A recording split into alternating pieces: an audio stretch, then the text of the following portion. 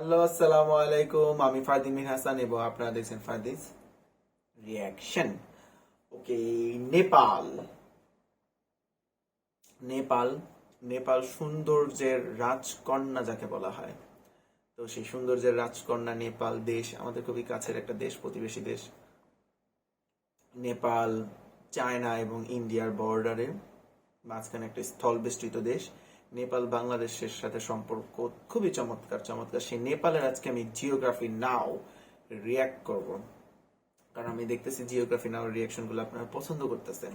তো তারই ধারাবাহিকতায় আজকে নেপাল। আগে আমি যেতেছি এশিয়ার দেশগুলো শেষ করতে, হ্যাঁ, তারপর আস্তে আস্তে আস্তে আস্তে আমরা বাইরে যাব। তো চলুন ভিডিও শুরু করি, start. You know, after I made the India video, I got a lot of Nepalese people saying, You made a mistake. Buddha was not born in India. He was born in Lumbini, which is in Nepal. to which many of the Indian subscribers were like, Yeah, but Buddhist texts say he grew up in Kapilavatthu for the first 29 years of his life, which is probably in Piprahawa, which is like a half a mile away from the Nepali border. Lies. Kapilavatthu is most likely in modern-day Talarkan. Okay, well, even if that was true, it was during the Mahajanapada era. Modern-day Nepal wasn't even established. So does it really count for Nepal? Yes, it does. yeah, this is kind of a big deal for them. Yes, this is a big deal for Nepal. Geography now! Hey everybody, I'm your host Barbs. Alright, so what do you know about Nepal? Mount Everest, right? Yeah, keep going. Sherpas. Sure. Anything else? Sherpas on Mount Everest. And that's my cue to begin the lesson. Let's look at some maps now, shall we? Nepal is often called the roof of the world. About 75% of the entire country is in the highest mountain chain on Earth. This means they have a very interesting civil layout. First of all, the country is landlocked, located in South Asia, sandwiched right in between India and China, locked away predominantly within the Himalayan mountain range. The country is divided into 7 provinces, only 3 of which have actual names, whereas the remaining 4 are just called province with the corresponding number. Some of these provinces have proposed names, but as of 2019, they are not yet official. Number 4 is skipped because they gave Gandaki a name back in 2018 when it used to be Province 4. Wait, so if 4 is gone now, why don't they just switch 5 to 4? Paperwork is hard. Plus, it might get a new name soon anyway, so why bother? Keep in mind, the province subdivision is relatively new. Up until 2015, they actually had 14 zones, which even though they were displaced, they are still used today for license plates. The capital, Kathmandu, is located in Province 3, although it is not the capital of the province. Hetwada is. The country's largest, busiest, and only international airport is Kathmandu's Tribhuvan International. However, to relieve capacity constraints due to high tourism, work is being done to extend and make 3 more international hubs: Nijgat, Pokhara, and Gautam Buddha Airport. Oh, and keep in mind they have the most dangerous airport in the world at Tenzing Hillary or Lukla Airport, in which the runway runs off a cliff. So basically, if you don't build up enough momentum and become airborne, you free fall to your death. No joking, it's true. Now here's the thing, Nepal has always kind of been like the buffer between the two giants, India and China. This in return has been both a blessing and a curse. Blessing in that nobody could really touch them, and therefore they remained one of the few countries that were never colonized. Influenced, yes. Invaded, yes. But colonized, no. This in return has made Nepal's land transport network very unique. Multiple roads enter into Nepal from India and China, but if you want to get to the economic hub Kathmandu, you have to go into the heart of the mountains, and your options are limited only to a few main highways, like the HO2 from Raksal, India, and the HO3, which goes into Jangmujen, Tibet, China. If you look closely in the west, though, you'll find Nepal's only disputed area, the Kalapani territory. Basically, it was a byproduct of the 1962 border war with India and China. Things got messy, and to this day, Nepal claims that the river to the west should be their border, but India claims that the ridgeline to the east should be theirs. Well, for what it's worth, though, there are tons of cool places to check out in case if you decide to visit, such as the Annapurna National History Museum, Narayanati Palace. The city of Pokhara is kind of like the tourism capital, the island jungle resort of Chitwan, the tiger tops and elephant polo field, the toothache tree, the aircrafts museum, so many religious sites like these temples, the Rongbuk monastery, and probably the most notable sites being Lumbini, the birthplace of Buddha, and Buddhanath Stupa. Whew, yeah, lots of things were built and happened here in the mountains. Mountains make a great fortification against outside forces, especially when they are really tall. Let's talk more about the mountains, shall we? Yes, please. Now, how can I put this simply? Nepal's physical land makeup is kind of like the share price of Apple stock in the beginning of the 2000s. You know, it's like First of all, Nepal is located right at the start of the Himalayan mountains, the tallest range on Earth, which was basically formed by the Indian tectonic plate smashing into the Eurasian plate. The collision is still occurring to this day, which means that the Himalayas grow about 2.4 inches or 6.1 centimeters every year. This means that every new person to reach the summit temporarily becomes a world record holder. Obviously, you all know the highest point can be found here too, Mount Everest, or Sagarmatha, the tallest mountain in the world, shared with China at nearly 9,000 meters high. Keep in mind, 8 of the 10 tallest mountains in the world are actually found in Nepal as well. Also keep in mind, due to the tectonic plate convergence, the country is subject to occasional earthquakes, one of the most well-documented ones being a 7.8 magnitude quake with aftershocks hitting the capital, destroying ancient sites back in 2015. In addition, it triggered an avalanche on Mount Everest, killing 21 people, making it the deadliest day on Mount Everest history. The Himalayas are just one of 3 regions of the country though. Below the Himalayan region lies the Pahad, a lower mountain region in the green zone that generally does not get snow and fosters fertile valleys and rivers. Below this is the final region, the Tarai, the lowest point in Nepal located in the greater Gangetic plain that extends into northern India and Bangladesh. The lowest actual point being Kichana of the Japa district. After China, this makes Nepal one of the countries with the widest range of elevations on Earth. This is also where most of the agriculture and produce are grown, as it is the most fertile region, fed by countless rivers and their tributaries that are sourced by the snowmelt from the Himalayas. The longest of these rivers, the Gagara, can be found in the west, as well as the largest lake, Rara. Nonetheless, the Bagmati River is very important as it passes through Kathmandu, and the Gandak River contains the largest hydroelectric dam, and the Koshi River provides irrigation to much of the valleys in the east. Phew! Mountains, rivers, lakes, valleys, earthquakes, agriculture. It seems like nature has been playing around with Nepal since day one. Alright, so that being said, it's time for my triple shot of espresso break. It's time for me to stop talking, but you know who knows a few things? No, I don't know. Did somebody say Noah? He's back! Now, Nepal may have a lot of natural beauty, but the problem is they still have quite a way to go in terms of stabilizing their living index. Today, they are still a heavily agrarian society with about 65% of the workforce employed in agriculture, and only about 20% of the land has been cultivated. About 30% of the GDP is dependent on remittances sent from abroad. More than half of the development budget comes from foreign aid. Their largest exports are actually textiles, carpets, and clothing. Nonetheless, since the 90s, they've been really trying hard to exploit the tourism sector, mostly through guided excursions up the many mountains, with Everest being the most expensive one. It's like this. Alright, Ken, you get to go up Everest, but which agency will you choose? Hi, I'm the Western agency that speaks your language and caters to all your Western needs. You'll even wake up to eggs and toast with coffee in the morning. My minimum rate goes around $45,000 and up.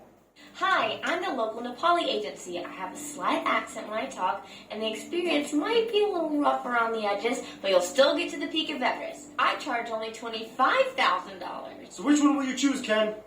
Can I just hire a helicopter for a couple $100s? So far, only one person has ever done that, and What? it's incredibly dangerous. Besides that, though, 40% of the country is forested. They have 9 national parks and 3 wildlife reserves. Nonetheless, the national animal is the cow. No surprise, the country is predominantly Hindu, which reveres cows as sacred animals. Many people are either vegetarian or only eat chicken and fish. Speaking of which, food! Now, there are many different people groups that have their own cuisines in Nepal, and they come in all different colors and tastes. Some of the top dishes you guys, Geography suggested, include things like Dindo, Gundruk, Dal Bhat Takari, Takali Kanaset, Toila, Gachila, Chatamari, Nepali-style Pani Puri, Aluchana, Laping, and the one dish almost all of you mentioned, Momo dumplings. Now, these dishes I just mentioned came from the cuisines of the many different people groups you can find here. Nepal is just not Nepal without its people, which brings us to...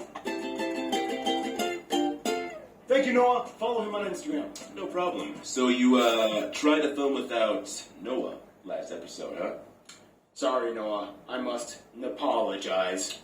Nepal. Now, one thing many people don't seem to know too well is that Nepal is actually a very diverse nation with over 120 ethno-linguistic people groups. First of all, the country has about 30 million people and about 2 million absentee citizens working abroad, mostly male laborers in the Middle East. Of these ethnic groups, the largest one at about 17% are the Chetri, followed by about 12% Brahmin Hill peoples, the Magar at 7%, Taru at an additional 7%, and the rest are made up of the various 121 other people groups. They use the Nepali rupee as their currency, which is pegged to the Indian rupee. They use a type C, D, and M pluck outlets, and they drive on the left side of the road. Now, linguistically, how does a country unify 125 different ethno-linguistic people groups? Well, for one, the official language of Nepal is Nepali, a cousin of Hindi, natively spoken by about 45% of the population. To simplify things, though, English is sort of used as like a lingua franca in government offices, businesses, and also within the technical, medical, and engineering scientific community. Now, here's the thing. As mentioned before, the majority of Nepal, at about 81% of the country, identifies as Hindu. Nonetheless, even though it's a minority religion at about 10%, Nepal takes Buddhism very seriously. It kind of started here. Now, of course, since there are so many different people groups, there isn't really one universal Nepalese culture. In general, though, most of them can be divided into 7 family groups that cluster into certain regions. You have the mountainous Bhotia, Sherpa, and Takali peoples, way up in the northern Himalayan zones. Yes, this is where the word Sherpa comes from. Then you have the Gurung peoples, whom are kind of like the famous bodyguards of Nepal. Many Gurung are Gurkhas, an elite military-trained contingent force that fights for hire. Today, a couple thousand actually work for the British military. Then there's the Kiranti, Rai, and Lingbu peoples of the east. These people are actually culturally close to Sikkim and the Bhutanese people. They speak a similar Tibeto-Burman language. At about 3/5 of the population, the Pahari peoples are actually the largest and most widespread people group, inhabiting many of the lowlands. They are known for being heavily agrarian and having wonderfully colorful wool and woven fabrics. The Tamang are made up of about 40 clans scattered in the center and east highlands. They are also Tibeto-Burman and way more Buddhist in culture. They have beautiful gompas or monasteries in every main village. Then there's other people groups like the Taru people in the south, known for having one of the most famous cuisines in all of Nepal. They're known for generally being immune to malaria due to the genetic structure of most Taru people having thalassemic blood. Wait, what? Thalassemic. It's like a condition that can be inherited and helps prevent against certain diseases like malaria. So is this going to be like a new segment, like in the Namibia episode, where I ask what the definition is and you explain what it is? Possibly, yes. And finally, even though they make up only about 5% of the population, the one group that is kind of regarded as like the originals of Nepali national identity might be considered the Newar peoples. Found in pockets all over, mostly in cities, they are known for being the most politically, economically, and socially advanced community in Nepal. In a nutshell with culture, though, in the shortest way I can put it, you kind of see like this interesting Indian-Tibetan influence fusion with Nepal. And here's Random Hannah to explain. Amongst all these groups, certain traditions are shared universally, and most are either rooted in Hinduism or Buddhism or both. The Himalayas are in themselves considered the abode of Lord Shiva, and the Hindu god plays a huge role here. Many Nepalese follow a deep-rooted tantric tradition of Hinduism or Buddhism, which allows 5 animals for ritual sacrifice. Every town has a jatra, or celebration of main god or goddess, usually followed with a procession of a statue around the town. The 15-day-long festival of Tashin is celebrated by everyone in the country.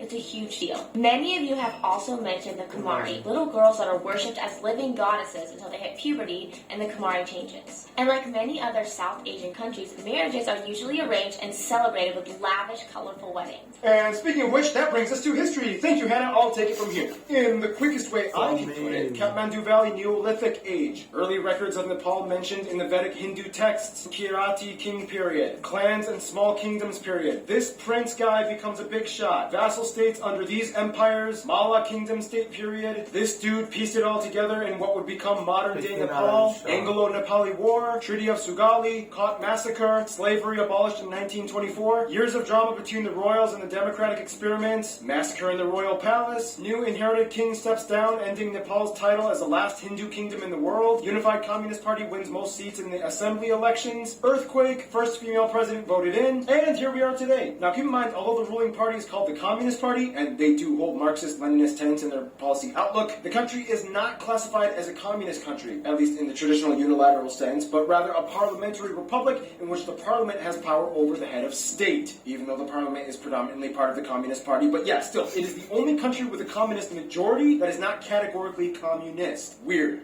Anyway, here's some famous people from Nepal. Historical figures like Amshu Verma, Princess Prikuti, Sankadar Sakwa, Araniko, Bahadur Shah. Contemporary figures like Bhimsen Thapa, Lakshmi Prasad Devkota, Jamaki Miri, Amrita Acharya, Tenzing Norgay, Gopal Parsad, Anil Gurung, Gaurika Singh, Dachiri Sherpa, Sandeep Lamichane, Prabal Gurung, Chandra Bahadur Dangi, David Lama, and of course, Siddhartha Gautama, otherwise known as the Buddha. Alright, well that just about does it for the people. Now let's see what other people like to hang out with Nepal, or at least climb up the mountains. Shall we? Friend zone.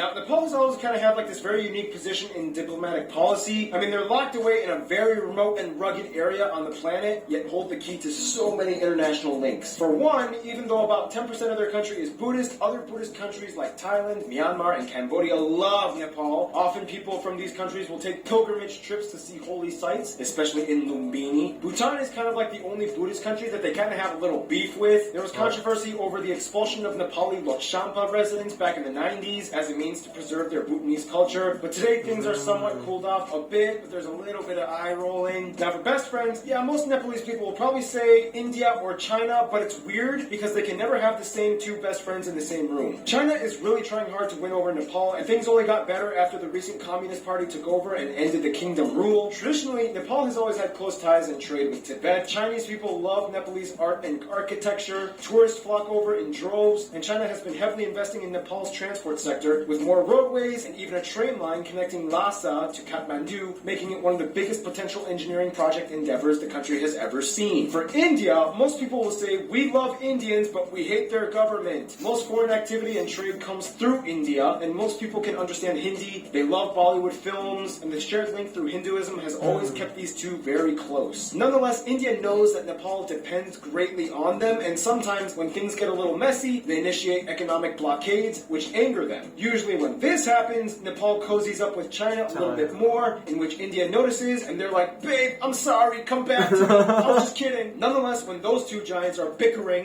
Nepal kind of likes to run away off to the side and have a secret Romeo and Juliet kind of thing going on with Bangladesh. Many times when they want to go to the ocean, instead of using India's Kolkata port, they'll opt for Chittagong. Many Nepalese students study here, and the two have signed a 4-point agreement on technical cooperation, trade, transit, and civil aviation. Nepal even agreed to provide Bangladesh with substantial energy from hydropower. It's a unique, quite interesting alliance that has only blossomed over the years. In conclusion, with Nepal, you get a mountainous, Hindu, Buddhist, unexpectedly kind of communist nation with the highest point on earth, but they sure know how to be down to earth. And speaking of down to earth, as in low elevation, stay tuned. The Netherlands is coming up next.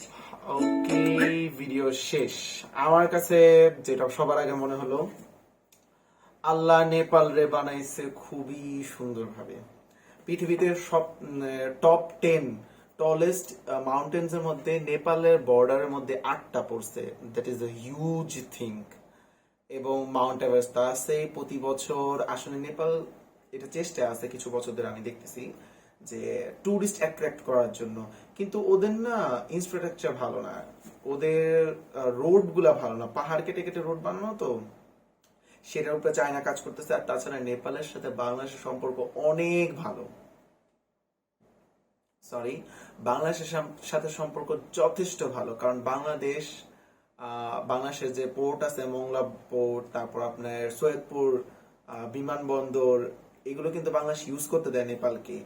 তো নেপাল খুব ভালোভাবে এগুলো use করে। তাছাড়া নেপালের যে আমি কিছু কিছু এয়ারপোর্ট দেখলাম, ও মাই গুডনেস, আমি জীবনেও সেই এয়ারপোর্টে নামতে চাবো কোনোদিন না। কত ডেঞ্জারাস, পাহাড় কেটে জাস্ট আপনার উঠতেই হইব, নাহলে আপনি পাহাড়ে পড়ে দেবেন। মানে ইনসেইন এগুলোর মধ্যে অ্যাডভেঞ্চার আছে, কিন্তু ভাই আমার অ্যাডভেঞ্চার করার কোনো শখ নাই, অন্তত এই দিক দিয়ে। তাছাড়া নেপাল ঘুরতে যাওয়ার আমার শখ।